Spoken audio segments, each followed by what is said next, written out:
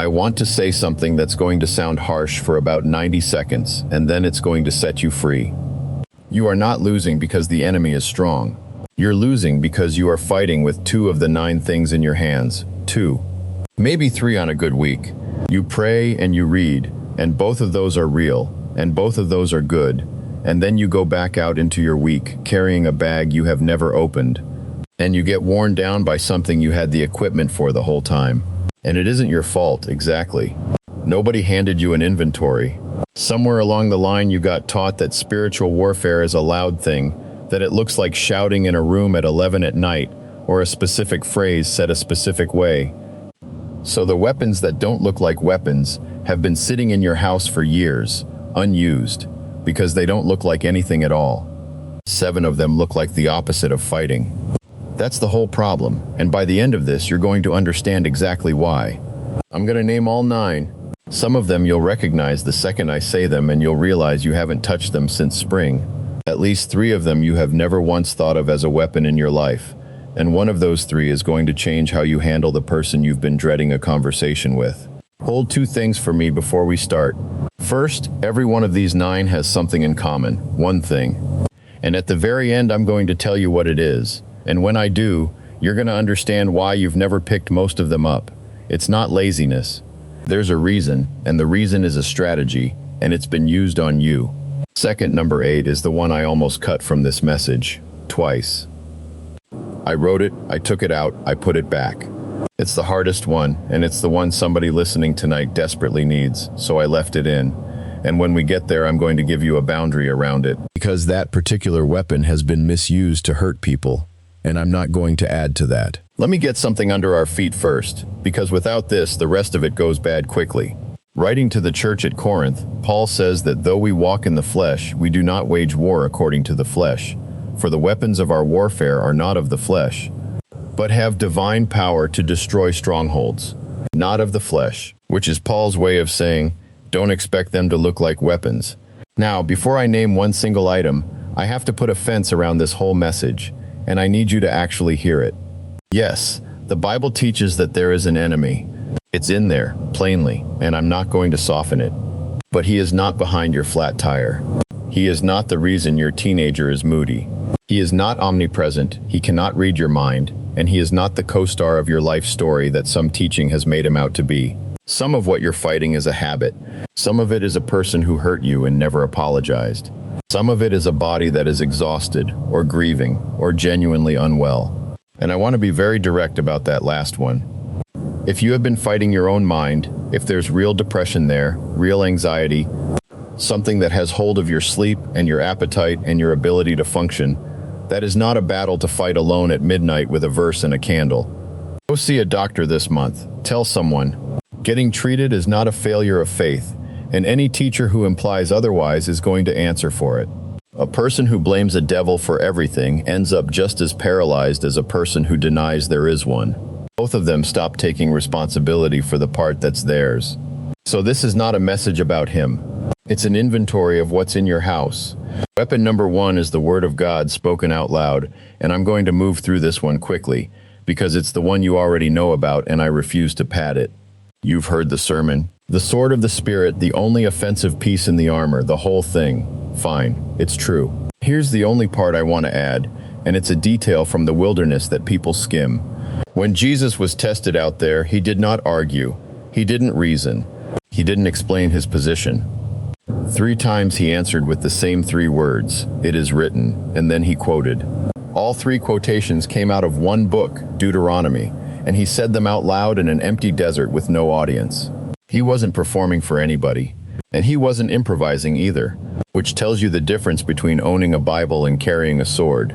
A sword is a thing you can find in the dark. If you have to look it up, it isn't in your hand yet. And Jeremiah says something about that word that I think we've gotten too comfortable with. Is not my word like fire, and like a hammer that breaks the rock in pieces? A hammer, not a decoration, not a comfort blanket. Something that breaks things that don't want to move. So say it out loud. That's it. That's the whole instruction, not read it. Say it, in the room, with your actual voice, even if you feel ridiculous. Because there is a difference between a thought and a sound, and you know there is. Not a verse you know. A verse you've said. Weapon number 2 is thanksgiving before the outcome. And this is the first one that looks like it isn't a weapon at all. In the 20th chapter of 2 Chronicles, King Jehoshaphat gets word that 3 armies are coming for him at once. He is outnumbered so badly that he stands up in front of the whole nation and prays a sentence I love him for. We do not know what to do, but our eyes are on you. That's the most honest prayer a leader ever prayed in public. And then he does the strangest thing in the chapter. He goes into battle and he puts the singers in front of the army. Read that again. Not the shields, not the spears. The choir goes first. Militarily, that is insane. Those are unarmed people walking at the front of a column toward 3 armies. If you were in the second row that morning, you would have thought your king had lost his mind, and you would have said so quietly to the man next to you. And the text says this: when they began to sing and to praise, the Lord set an ambush. When they began, not after the victory, not once the reports came back and it was safe to celebrate. The ambush was set in motion by people singing while the outcome was still completely unknown to them. I need you to see what makes that a weapon and not a mood. Praise after the fact is gratitude, and gratitude is beautiful, and it costs you nothing. Praise before the fact is a position you take. It's you deciding out loud who God is while the evidence is still against him. Not a feeling, a position. And centuries later, 2 men in a Roman prison do the same thing in a different key. Paul and Silas, beaten, feet in the stocks. And Luke tells us that about midnight they were praying and singing hymns. And then he adds a detail that has always undone me, and the prisoners were listening to them. Of course they were. What else are you going to do at midnight in a place like that but listen to the 2 lunatics singing? Then the ground moves. Here's your practical, and it's small. Tomorrow morning, before you check anything, before the phone, before the news, before the number in your account, say 1 true sentence of thanks out loud about a situation that has not resolved. 1. It will feel like lying. It isn't lying, it's a position. There's a man I know who started doing this in his car, in the driveway, before he backed out. 90 seconds.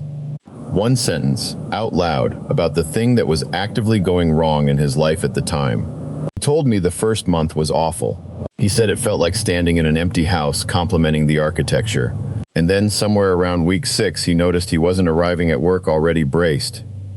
Nothing about the situation had changed. It took another year to change, and it didn't change the way he wanted. But the man walking through the door in the morning was a different man than the one who'd been walking through it before, and he could feel the difference in his own shoulders. That's what the weapon does. It doesn't move the army. It moves the one holding the line. Weapon number 3 is your testimony, and this one is named as a weapon in the text so plainly that I don't know how we missed it. In the 12th chapter of Revelation, describing how the accuser is overcome, it says, "They have conquered him by the blood of the Lamb and by the word of their testimony." 2 things listed. The first one is his. The second one is yours. The blood of the Lamb, that's the finished, settled, unshakable part, and you contributed nothing to it. And then, right beside it, in the same sentence, with the same weight, the word of their testimony. Your story, said out loud, is listed in Scripture as part of how he loses. Now think about how you've handled yours. You've treated it as a personal anecdote, something you'd share if the small group had time. Maybe you've been embarrassed by parts of it. Maybe you've decided that the years before, or the relapse in the middle, disqualify it from being useful. But watch what a testimony actually does. It takes a thing the enemy sold you privately. This is only you. Nobody else has been here. You can never say this out loud. And it destroys the private part. And the private part was the whole product. An accusation kept in a room with 1 person in it can be anything it wants. An accusation spoken in a room with 2 people in it becomes a fact that can be measured. Not a story, a weapon. Here's the thing about the word testimony. It doesn't mean the dramatic version. It doesn't have to be the before and after with a stage and a microphone. It can be 4 sentences to a coworker in a parking lot. It can be, I was in a hole 2 years ago, and I'm not now, and I didn't get out on my own. That's a full testimony. That's the whole thing. Family is like an ocean, vast and full of love. Somebody typed 4 sentences into a group chat they'd been lurking in for 2 years. The kind where everybody posts photos and nobody says anything true. 4 sentences about a bad year. They pressed send and then put the phone face down on the counter and walked into another room because they couldn't watch. They came back 11 minutes later to 3 private messages. Not in the group, private. From people who had been sitting in that same chat week after week, carrying almost exactly the same thing, all of them equally certain they were the only one. One person said a true sentence out loud and 3 people got out of a room. That's not a nice story about vulnerability. That's a weapon discharging. Let me count the ground before we go on. 3 so far. The word said out loud, not just read. Thanks given before the result, which is a position and not a feeling. And your own story, which is not a personal anecdote but something Scripture lists in the mechanism of the enemy's defeat. 6 left. And now we get into the ones that don't look like anything. Weapon number 4 is silence. Refusal to answer. There's a scene in Isaiah that I wish more people knew, because it is the most modern thing in the Old Testament. Jerusalem is surrounded, and the Assyrian commander comes up to the wall, and he does not attack. He talks. He stands there in earshot of the ordinary people on the wall, and he makes a speech, and he deliberately makes it in Hebrew so that everybody understands. The officials actually ask him to switch languages, and he refuses, because being understood by the frightened people is the entire point. That's not a siege, that's a broadcast. And his speech is very good. He mixes truth into it. He points out things that are actually accurate about Judah's weakness. He offers a deal. He tells them their king is lying to them and their God won't come. And then the text gives us this sentence, "But they were silent and answered him not a word, for the king's command was, do not answer him." Do not answer him. There was a royal order not to engage. Not because they had no arguments, because engaging was the fight he wanted, and every minute spent arguing with a man designed to make you doubt is a minute he's already winning. And what did Hezekiah do with it? A chapter later, he receives the whole thing in writing, and he takes the letter, and he goes up to the house of the Lord, and he spreads it out in front of God. He didn't reply to the sender. He handed the letter up. I have to confess something here. I am terrible at this one. I have typed the reply, 6 drafts, at 11 at night, arguing with a stranger in a comment section under a post about a church I don't even attend. And I have deleted 5 of them and sent one. And lain in bed afterward with my heart going like I'd run somewhere.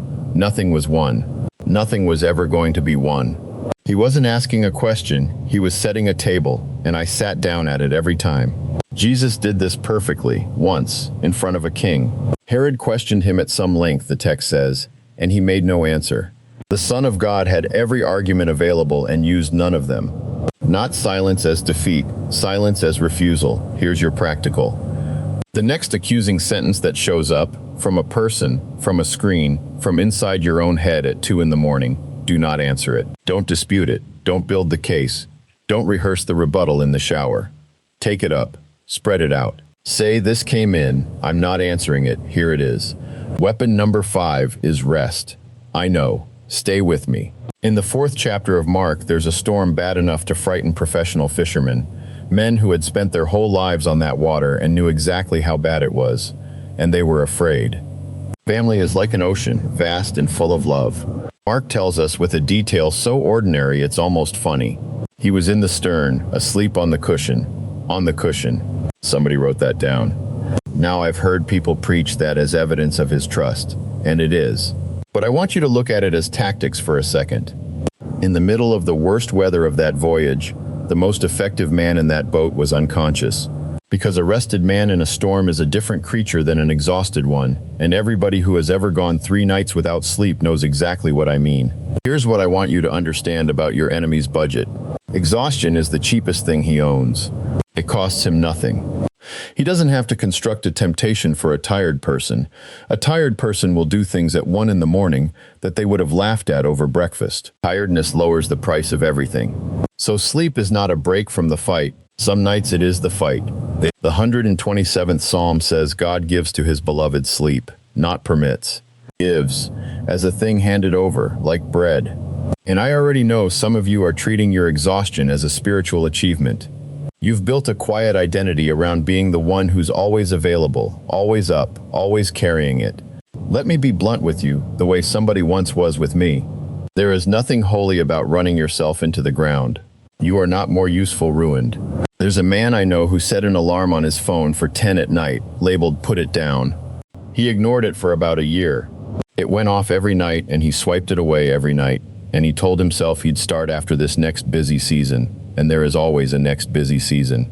The alarm was not the problem, the identity was, not laziness, ammunition. Weapon number 6 is one other person. Not a community, not a network, one. In the 17th chapter of Exodus, Israel is fighting, and the strange rule of that day is that when Moses holds his hands up, they're winning, and when his hands come down, they start losing. And here's the thing, his hands came down. Of course they did. Arms are arms. There is no amount of anointing that makes a man's shoulders stop being made of muscle, and the text does not pretend otherwise. It says his hands grew heavy. So they put a stone under him and he sat on it, and Aaron and Hur held up his hands, one on one side and one on the other. And the text says his hands were steady until the going down of the sun. Steady. Not because Moses got stronger, because 2 other men had a job. That's the whole mechanism, and it is embarrassingly unspiritual. He didn't need more faith. He needed 2 people willing to stand there for hours doing something that looks like nothing. Ecclesiastes puts it in a line, though a man might prevail against one who is alone, 2 will withstand him, and a 3-fold cord is not quickly broken. Not quickly broken, not unbreakable. The writer is honest, it can still break. It just takes longer, and sometimes longer is the whole difference. So who is holding your arm? And I don't mean who would come if you called. Almost everybody has somebody who would come. I mean, who is already standing there? Who knows what's actually going on with you right now, this month, in detail? If the answer is nobody, then that is not a small thing, and it isn't a personality trait. That's an unheld arm, and arms come down. All of them do, eventually. And I want to say something to the people who are the Aaron in somebody else's story, because you're listening too, and nobody makes videos for you. Look at what those 2 men actually did that day. They didn't prophesy, they didn't fight. They found a rock, put it under a tired man, and then stood there for hours holding up somebody else's arms while the actual battle happened somewhere they couldn't see. Nobody wrote a book about her. We know almost nothing about him. He shows up, he holds an arm, he goes. If that's your life right now, if you are the steady one, the one who shows up, the one whose whole contribution is being physically present and unexciting while somebody else goes through it, the text put you in the sentence. On purpose. The victory that day has 3 names in it, and 2 of them belong to men who did nothing but stand there. Let's stop right here for a second. Take a breath. Actually take one, because we're at the turn, and the last 3 cost more than the first 6. 6 down. The words said aloud. Thanks before the outcome, your testimony, silence, rest, one other person. Notice something about the last 3 of those. Not one of them looks like combat. Refusing to argue looks like you lost the argument. Sleeping looks like you gave up. Needing a person looks like weakness. Hold on to that, because it's about to become the whole message. 3 left. Number 7 is going to cost you money. Number 8 is the one I nearly cut. And number 9 is the one you can do tonight in about 4 minutes with something you already own. If any of the first 6 landed, put its number in the comments. Just the number. Somebody scrolling at 2 in the morning is going to see a column of numbers from strangers and realize there's an armory, and that will do more for them than anything I say. Weapon number 7 is generosity, specifically when you can't afford it. There's a widow in the 17th chapter of 1 Kings who is at the actual end. Not the dramatic end, the literal one. She tells Elijah she has a handful of flour in a jar and a little oil in a jug, and she is gathering sticks to cook one last meal for herself and her son. And then, she says plainly, they will eat it and die. That is the whole plan. Cook it, eat it, die. And into that, the prophet says, make me a little cake of it first. I want you to sit with how outrageous that is before we make it comfortable. A stranger asks a starving woman for the first portion of the last food on earth. If somebody said that from a stage today, you'd want them investigated. But watch what it did. Fear runs on scarcity. That's its only fuel. The grip fear has on you tightens exactly in proportion to how tightly you're holding. What Elijah asked her to do was break the grip at the one point where it was strongest, and the jar of flour was not spent, and the jug of oil did not fail. And here's why this belongs on a list of weapons. When you give while you're squeezed, something in you that had been slowly closing opens back up. Money is the most honest thing about most of us. You can lie about your prayer life for years and nobody can check. Your bank statement doesn't lie about anything. Now I have to be careful, because this exact passage gets abused by people asking for money. And you know the ones I mean. So let me say it clearly. Nobody on a screen has the right to name your amount. Not me. If a message about generosity ends with a specific number and an account, close it. Give it away where nobody will ever know it was you. That's the version I'd stake something on. Anonymous, small, this week, to somebody who cannot repay you and cannot report it. Not charity, counterattack. Weapon number 8 is blessing the person who hurt you. This is the one I took out twice. Before I say one word about how it works, I'm putting the boundary down first, because this teaching has been used to hurt people and I will not be part of that. Blessing somebody is not the same as being available to them. If there is a person who is harming you, physically, or by grinding you down day after day, you can pray for that person from a long way away. Distance is not unforgiveness. Getting yourself and your children out of reach is not a failure of grace. There are people you should bless on your knees and never sit across a table from again. And anyone who tells you that reconciliation requires proximity has confused two different things and has probably never been on the receiving end of either. Get safe, then bless, in that order, every time. Now, with that said, in the 24th chapter of 1 Samuel, David is in a cave, hiding, and Saul, the man hunting him, walks into that very cave alone, unarmed, undefended. Every man with David reads it as providence and tells him so. This is the day. And David creeps up in the dark and cuts off a corner of Saul's robe. That's it. He takes fabric. And then, the text says, David's heart struck him. He felt bad about the fabric. I've read that 100 times and it still gets me. He had the man's life in his hand and he took a piece of cloth, and his conscience bothered him about the cloth.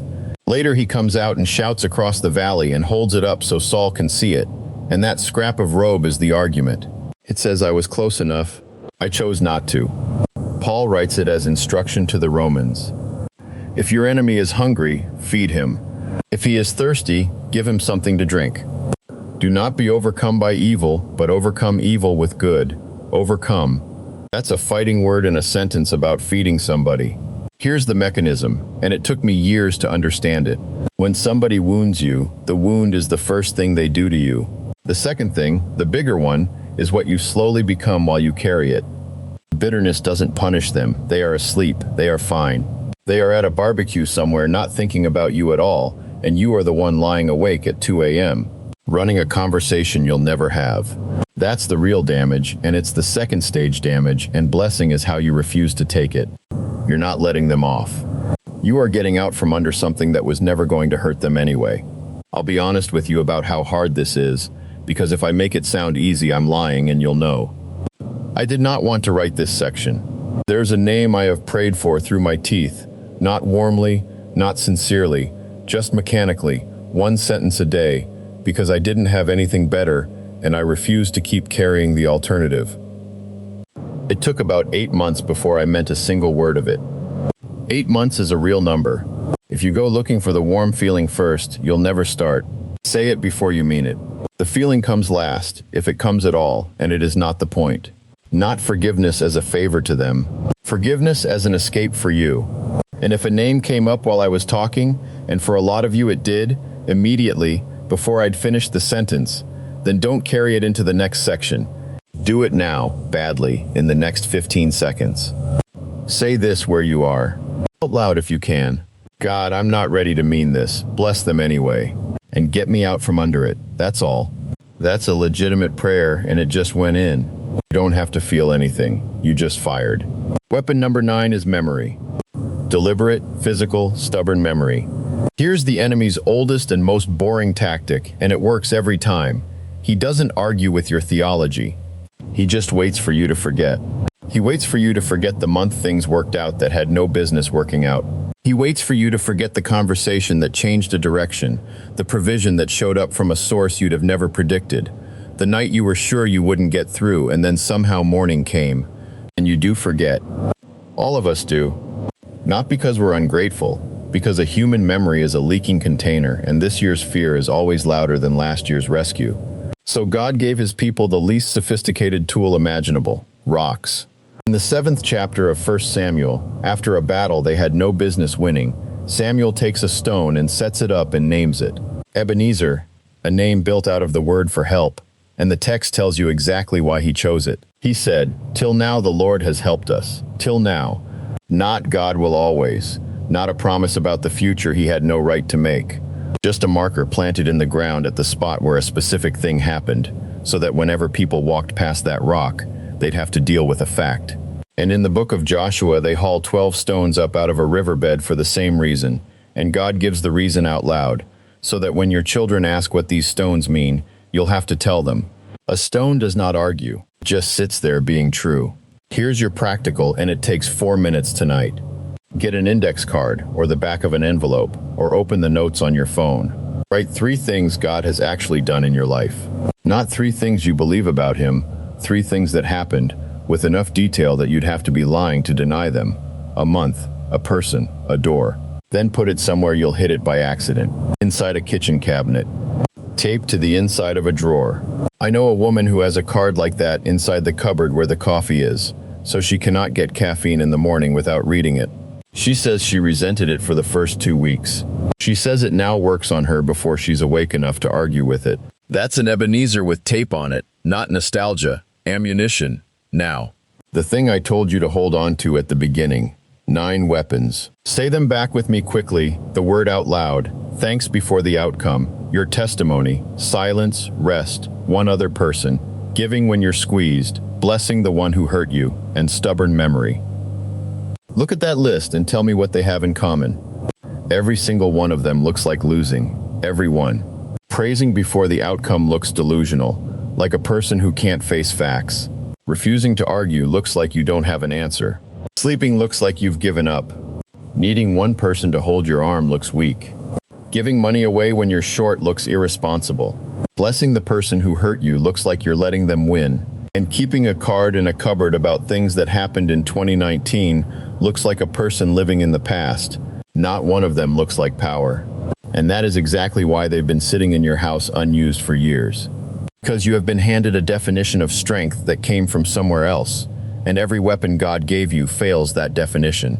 So you left them in the bag and reached for the only 2 things that look like fighting, trying harder, and explaining yourself, and neither of those has won anything for you, and you know it, or you wouldn't still be listening. Here's why they're shaped that way, and this is the whole message. They're shaped like the cross. Look at what happened there. The greatest defeat ever handed to the powers of darkness looked, to every single person present, like a total loss. A man executed, followers scattered. A stone rolled across a hole in a hill. There was not one observer at that scene who would have described what they were watching as an offensive maneuver. In writing to the Colossians, Paul says what was actually happening. He disarmed the rulers and authorities and put them to open shame, triumphing over them in him, disarmed, publicly humiliated. At the exact moment he appeared to be finished. And there's one more line in 1 Corinthians, and it's the one that finishes this whole thing. Paul says none of the rulers of this age understood it, because if they had, they would not have crucified the Lord of glory. They didn't recognize the weapon while it was being used on them. Do you see it now? That's not a one-time trick. That's the shape of how God wins, permanently, and every weapon he put in your hands was cut from the same pattern. They look like surrender, because surrender is what victory looks like in this kingdom, from the outside, in real time, while it's happening. You have been evaluating your armory with the enemy's eyes. Let me gather it up, and then one instruction, and I'll let you go. You've got the word, but it has to leave your mouth. You've got thanks before the result, which is a position, not a feeling, and the choir walks in front of the army. You've got a story that Scripture lists in the mechanism of his defeat. You've got the right to not answer, and a letter you can spread out instead. You've got sleep, which is the fight some nights. You've got one person, and one is enough to keep an arm up.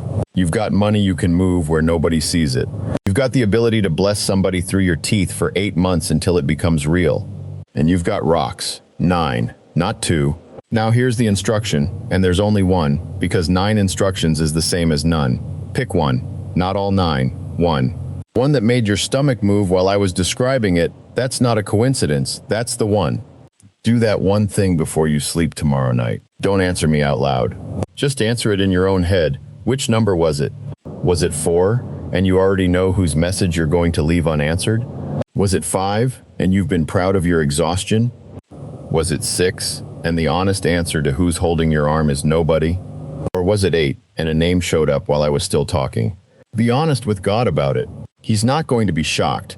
And before I ask you for anything else, let me take something off you. You have not been fighting badly. Do not walk out of here and start grading the last 5 years. You were using what you'd been shown. Nobody hands you an inventory. Most of us were taught 2 of these and told the rest were personality traits or nice ideas. That's not disobedience. That's not having been told. And you're not behind. There is no window that closed on you. Every one of the 9 works tonight exactly as well as it would have worked in 2019, and the 7 you've never touched are not rusted. Nothing in that bag has expired. So here's the last thing, and it's small. Tonight, say this out loud, wherever you are, and let it be the first shot. I'm not fighting with 2 anymore. Then pick your number and do it tomorrow. And if you would, put that number in the comments so somebody else can see a column of them and understand there's a whole armory in here. Not to prove anything, just so the next person knows. You were never under-equipped, my brother, my sister. You were under-informed, and that just ended. God bless you. Until next time.